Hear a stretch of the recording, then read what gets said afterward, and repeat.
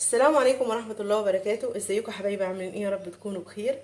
النهاردة ان شاء الله هنعمل مع بعض احلى طبق مكرونة هتاكليه. هينفع معاكي غدا او عشاء، وفي نفس الوقت برضو سهل جدا في التحضير. يلا بينا نشوف هنعمل طبق المكرونة القمر بتاعنا ده ازاي.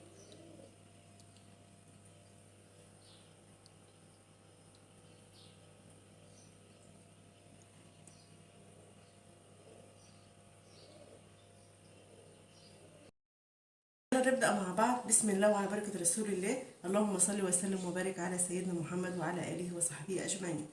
أنا معايا طاسة أو حلة، هحط فيها قطعة زبدة أو سمنة أو أي مادة دهنية أنت حابة تعملي بيها، وهضيف حوالي معلقة كبيرة من الزيت. طبعا المادة الدهنية اللي انت حباها، حابة تحطي سمنة بس او زبدة او زيت بس، فطبعا دي ايه حسب ما انت عايزة. هسيبها كده ايه لحد ما تسيح، وهنزل بقى ايه بالبصل. دي بصلاية متوسطة انا مقطعاها قطع بالشكل ده. كده خلاص البصلايه دبلت معايا. انا مش عايزاها تاخد معايا لون خالص، يا دوبك بس ايه تدبل بس. هضيف حوالي 3 فصوص من الثوم، انا مقطعاهم ايه قطع صغيره بالشكل ده. هديله بس كده ايه تشويحه بسيطه لحد بس ايه ما ريحه الثوم تطلع. هضيف حوالي معلقتين من الصلصه كبار،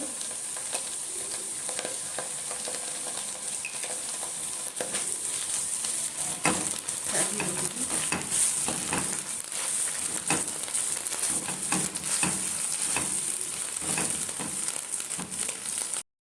وهضيف عليهم كوبايه لبن حليب،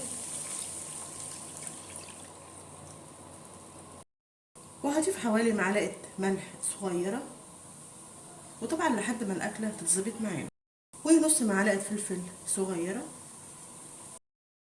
ورشة بسيطة من جوزة الطيب. دي بلحة جوزة الطيب، هاخد بس منها كده ايه رشة بسيطة.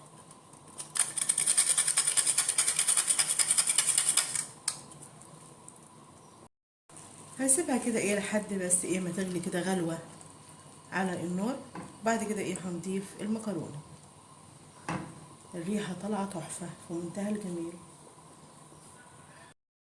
هضيف المكرونة دي. مكرونة انا سلقاها، يعني ايه حاول نسلقها كده بس ايه 3/4 سواها عشان تكمل سواها بس ايه مع الصوص.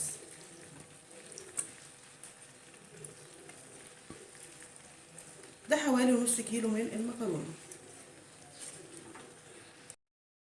وهضيف كده ايه جبنة موتزاريلا او اي جبنة انت حباها. طبعا مش حابة تضيفي جبن، طبعا ايه حسب ما انت عايزة، بس بصراحة الجبنة هتديها تست عالي قوي.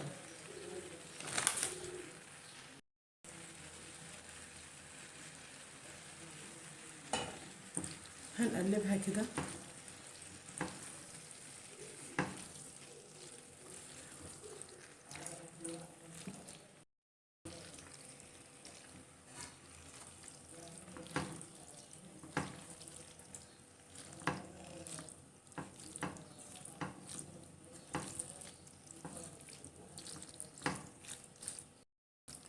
كده خلاص المكرونة جهزت معانا. هطفي بقى ايه عليها النار، وهنقدمها مع بعض في طبق التقديم. بصراحة فعلا تحفة في منتهى الجمال.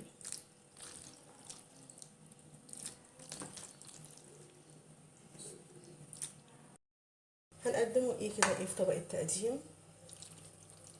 بصراحة فعلا تحفة.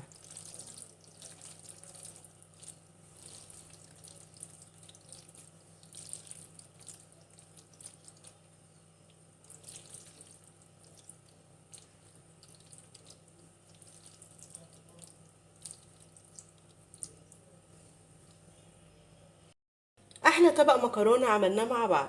طريقته سهلة جدا وبسيطة، ومش هتاخد وقت معاكي خالص في التحضير. هينفع معاكي غدا او عشاء. بصراحة في منتهى الجمال. جربوا طريقتي ان شاء الله هتعجبكم. نتقابل ان شاء الله مع فيديو جديد.